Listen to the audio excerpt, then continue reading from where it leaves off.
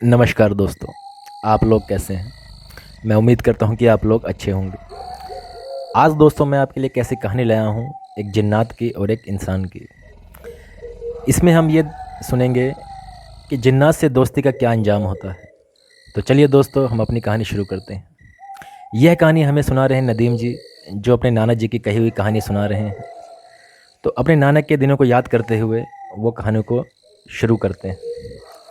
नदीम जी कहते हैं कि अभी वो पार्क में बैठे अपने ख्यालों में गुम थे कि एक बच्चे के शोर से वो ख्यालों की दुनिया से निकलकर हकीकत की ज़िंदगी में आ पहुंचा। अपनी ज़िंदगी की भाग दौड़ और उधेड़-बुन में इतना बिजी था कि पता ही नहीं चला कब ऑफिस से निकली सड़कें मुझे रोज़ की तरह पार्क में ले आई। शायद रोज़ का मालूम था मेरा, इसलिए सड़कों को भी मेरी मंजिल पता चल गई थी। मैं रोज़ ऑफिस से आकर आधा घंटा यहीं पार्क में गुजारता था। घर जाकर भी क्या करना था मुझे, खाना खाकर सो जाता या कुछ देर मोबाइल पर फेसबुक और यूट्यूब देखकर वक्त गुजार देता।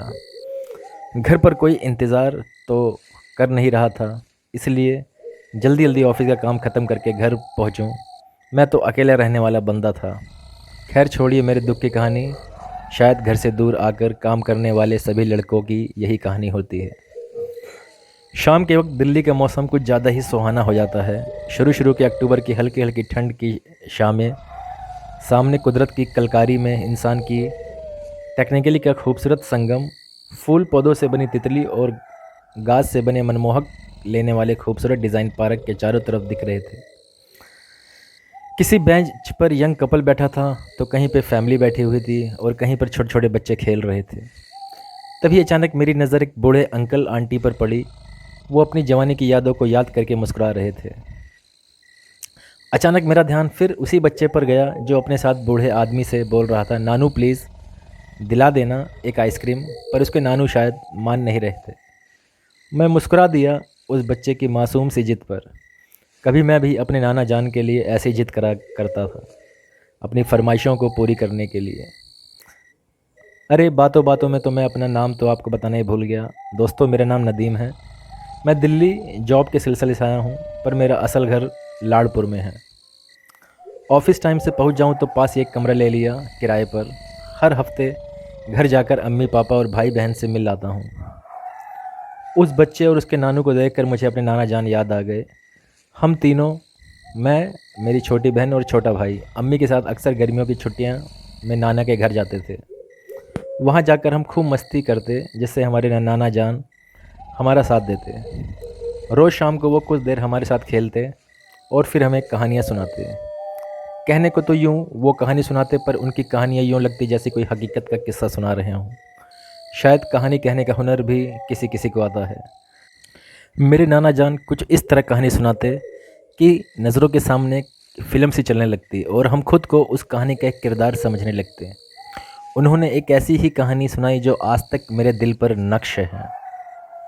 मुझे आज भी याद है, तेज़ गर्मी की शाम थी और हम नाना जान के पास बैठे जिद कर रहे थे कि आज कोई भूत वाली कहानी सुनाएं। हमारी बहुत जिद करने के बाद वो मान गए और फिर नाना जान ने कहानी सुनानी शुरू करी।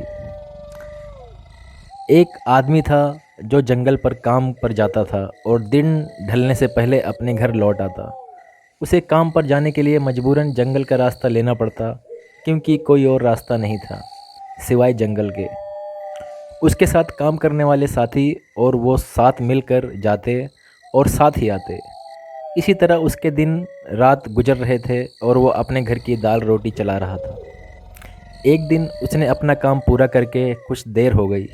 साथियों ने कहा, चल भाई, नहीं तो देर हो जाएगी और अंधेरा हो जाएगा। तो वो बोला, तुम लोग जाओ, मैं ज़रा हाथ का काम निपटा लूँ, आज दिहाड़ी लेकर जाऊँगा। उसने जल्दी जल्दी लकड़ी पर आरी चलाना शुरू करा। ऐसे कैसे चले जाएं तुमको अकेला छोड़कर? जंगल के बारे में अफवाहें नहीं सुनी? अरे भाई, सब झूठी बातें हैं। क्या भूत हमारे लिए ही बैठे हैं? वैसे भी हमारा तो रोज़ का आना जाना है। अब तक तो भूत लोग भी हमको जान चुके होंगे। उस आदमी ने मजाक उड़ाने वाले अंदाज में कहा। मजाक तो ना बनाओ, चलो फिर ठीक है, हम लोग चलते हैं। मेरे घर में वैसे भी कुछ मेहमान आने वाले हैं आज। ठीक है, मैं भी जल्दी ही निकल जाऊंगा, बस काम पूरा होते ही। ये 2-3 पेड़ रह गए, इनको काट लूँ बस। और यूं सभी साथी एक एक करके चले गए। वो आदमी पूरा काम करके जल्दी जल्दी घर लौट रहा था। उसे चलते चलते बहुत देर हो गई पर जंगल पार ही नहीं हो रहा था। ऐसा लगता था कि वो एक गोल रास्ते पर चल रहा है, जहाँ से शुरू करता चलना कुछ देर बाद फिर वहीं पाता खुद को। वो सोचता कि आज क्या हो गया है जो जंगल पार ही नहीं होता, कहीं मैं रास्ता तो नहीं भटक गया।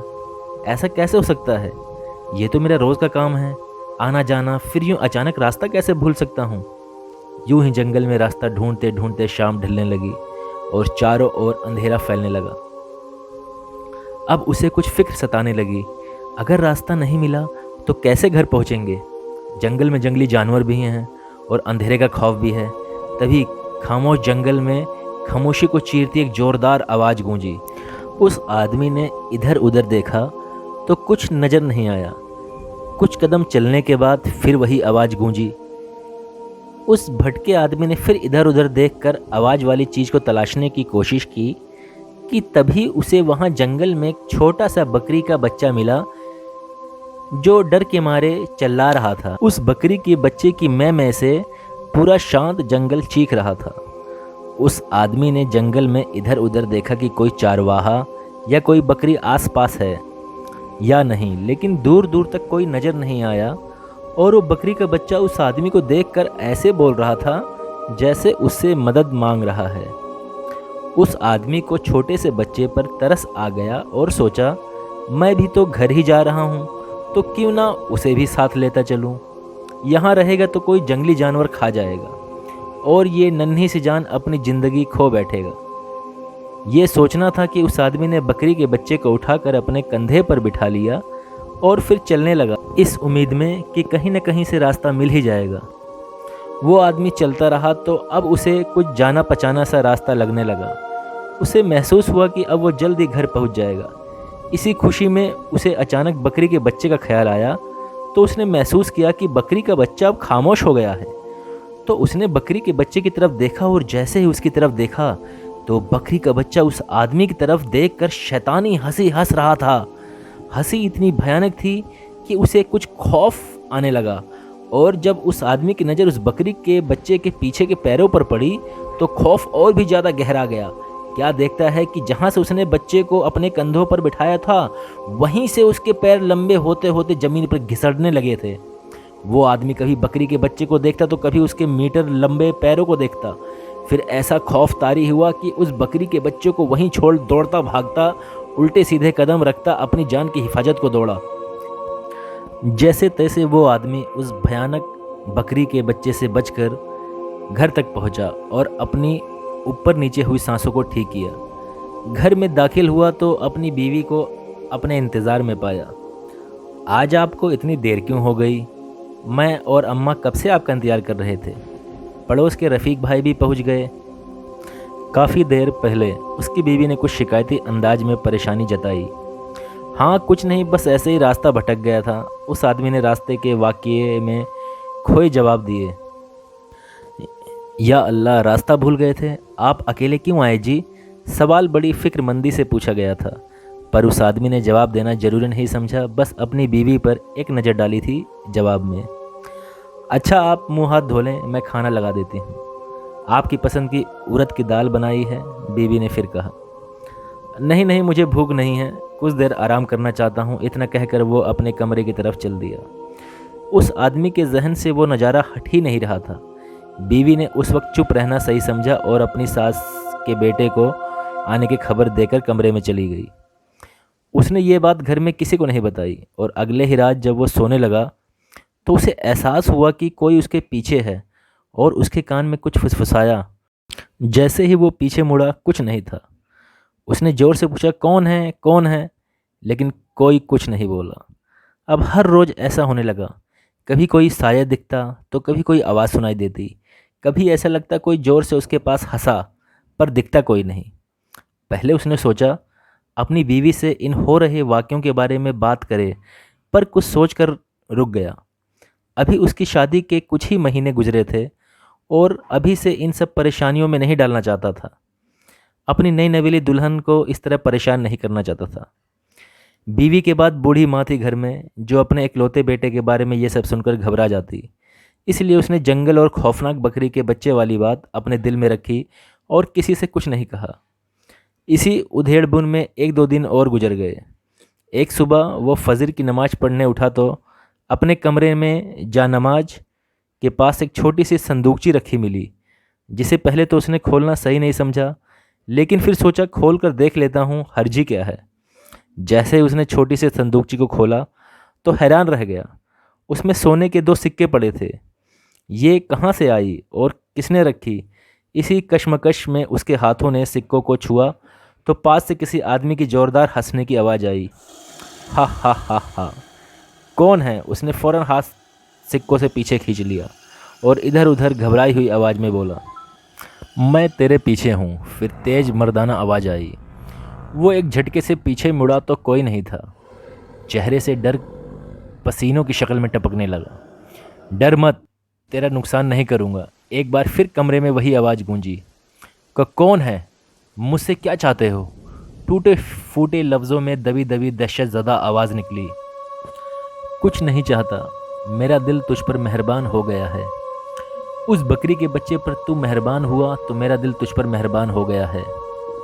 यह कहकर वह अनदेखा आदमी ज़ोर ज़ोर से हंसने लगा। वो बकरी का बच्चा, पर तुम कौन हो? दिख क्यों नहीं रहे? फिर से वही सब वाक़या नज़रों के आगे घूम गया। मैं जिन हूँ, वो मेरा बेटा है जिसे तूने अपने कंधे पर बिठाया था। इस बार आवाज़ ने जो कहा उसे सुनकर आदमी के रोंगटे खड़े हो गए और मुंह खोलने पर भी लफ्ज़ बाहर नहीं निकल पाए। शायद कहीं अंदर ही कैद होकर रह गए। फिज़ा में फिर आवाज़ गूंजी, तुझे मुझसे डरने की ज़रूरत नहीं है। तूने मेरे बेटे को अपने कंधे की सवारी कराई है। तुझे जब जो चाहिए इस संदूकची में लिख कर रख दिया कर, तुझे वो मिल जाएगा। पर तुम मेरी मदद क्यों करना चाहते हो? उस आदमी ने हिम्मत करके इधर उधर देखते हुए पूछा, जैसे तलाशने की कोशिश कर रहा हो कि आवाज़ कहाँ से आ रही है। मेरा दिल तुझ पर मेहरबान हो गया है, लेकिन सुन, एक बात का खास ख्याल रखना। ये बात तू किसी को बताएगा नहीं और कभी ज़रूरत से ज़्यादा की ख्वाहिश मत करना, वरना जो होगा उसके जिम्मेदार तू खुद होगा। इन लफ्ज़ों के बाद जो आवाज़ फिर नहीं आई। कई दिन गुजर गए। उस संदूकची में सिक्के यूं ही पड़े रहे।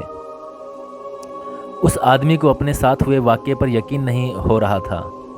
सब एक ख्वाब सा लग रहा था, लेकिन ये सब हकीकत था, जिसका जीता जागता सबूत वो छोटी सी संदूकची थी। इस वाक़ये को हुए कुछ ही दिन गुजरे थे कि उसकी बूढ़ी माँ की तबीयत खराब हो गई और उन्हें गांव में एक छोटे से अस्पताल में ले जाना पड़ा। जब पैसों की ज़रूरत पड़ी तो उस आदमी को संदूकची में पड़े सोने के सिक्के याद आए। ज़रूरत का वक्त था, उसने वो सिक्के निकाल लिए और उन्हें बेचकर आए पैसों से माँ का इलाज करा लिया। वक्त गुजरता गया और यूं ही गुजरते गुजरते 6 महीने गुजर गए। उस संदूकची को छुपा कर रखे 6 महीने हो गए थे। न उसने अपनी माँ को बताया था, न कभी अपनी बीवी से जिक्र किया था, पर उसके जहन से एक पल के लिए भी वो जिन, बकरी का बच्चा और संदूकची कभी नहीं निकले। मैं आप लोगों को बताता चलूँ कि जिन का दुनिया में होना कुरान और हदीस से साबित है। इंसानों की तरह ये भी अल्लाह की मखलूक हैं जो हमारे ही तरह हमारे बीच इस दुनिया में रहते हैं। ये हमारे बीच इस तरह रहते हैं कि हम नहीं जान सकते कि ये जिन हैं, बल्कि हम इन्हें इंसान ही समझेंगे। इनमें शक्ल और रूप बदलने की ताकत होती है। जिन में भी अच्छे और बुरे सब तरह के लोग होते हैं। हम इंसान इन्हें देख नहीं सकते जब तक कि ये खुद ना चाहें।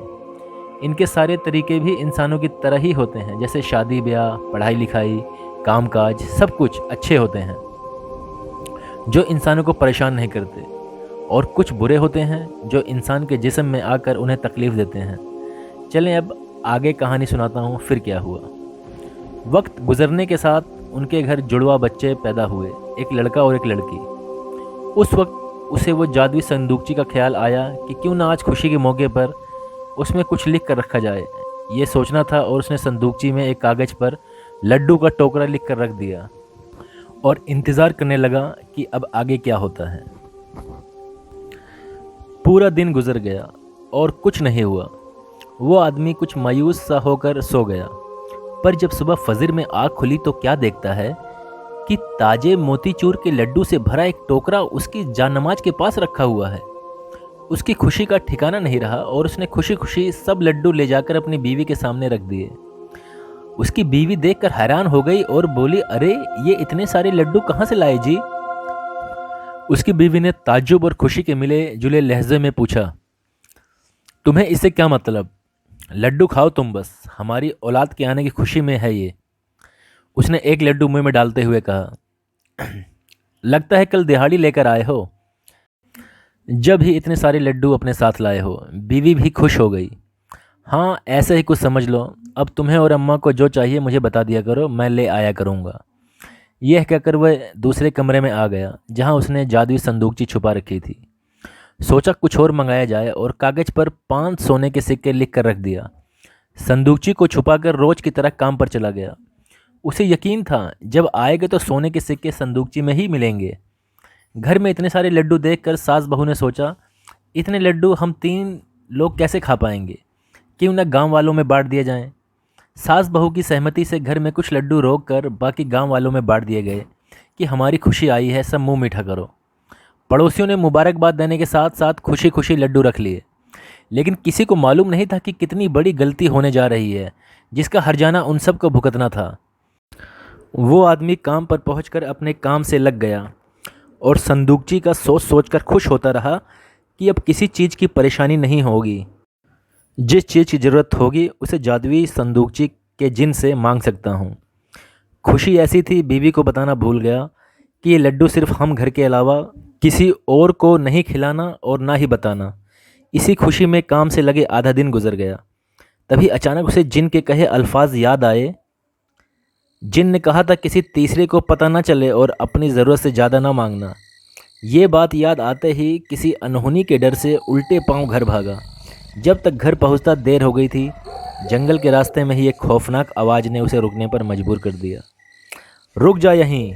एक सफ़ेद कपड़े पहने बहुत लंबा आदमी उसके सामने आ गया, जिसकी आवाज़ पर उसे रुकना पड़ा। कौन हो तुम? आदमी ने डरते डरते पूछा। मैं वही जिन हूँ जिसने तुझे संदूकची दी थी। मैंने तुझसे कहा था मैं सिर्फ तुझ पर मेहरबान हुआ हूँ, पूरे गांव पर नहीं। पर तेरी बीवी ने सारे गांव में मेरे दिए लड्डू बांट दिए। अब जो होगा उसका जिम्मेदार तो खुद होगा। उस जिन ने आदमी से कहा। सफ़ेद कपड़ों में, सफ़ेद दाढ़ी पर, गुस्से से हिलते आँखें जैसे आँखें नहीं, 2 दहकते अंगारे जिनसे आग टपक रही थी। पूरा जिस्म सफ़ेद चोगे से ढका हुआ, इंसान से लंबा कद, जैसे एक पल में पैर रखकर कुचल देगा। ऐसा खौफनाक मंजर सामने देखकर उस आदमी के होश उड़ गए और अपने हवास खोने लगा। नहीं, मुझे माफ़ कर दो, मुझसे गलती हो गई। आदमी ने आने वाले वक्त से डरते हुए कहा। अब कुछ नहीं हो सकता। तेरी गलती का तुझे और तेरे घर वालों को भुगतना पड़ेगा। मैं तेरे बेटे को अपने साथ ले जा रहा हूँ और हमेशा के लिए। आज के बाद तेरे घर में कोई बेटा जिंदा नहीं रहेगा। जिन के कहे लफ्ज़ शीशे की तरह पिघल कर उस आदमी के कानों में जा रहे थे। वो माफ़ी मांगता रहा, रोता रहा, गिड़गिड़ाता रहा, पर कुछ हासिल नहीं हुआ। वो खौफ और दुख में घिरा खड़ा रह गया और सामने लंबा सफ़ेद आदमी धुआं बनकर गायब हो गया। डूबे दिल और खौफ से साए में घिरा हुआ आदमी अपने घर पहुंचा तो बीवी और माँ को बेतहाशा रोते हुए पाया। मेरा बेटा न जाने कहाँ चला गया। मेरे पास में लेटा था। मैं बस एक पल को अम्मा के पास गई थी। वापस आई तो वह मेरा बेटा नहीं था।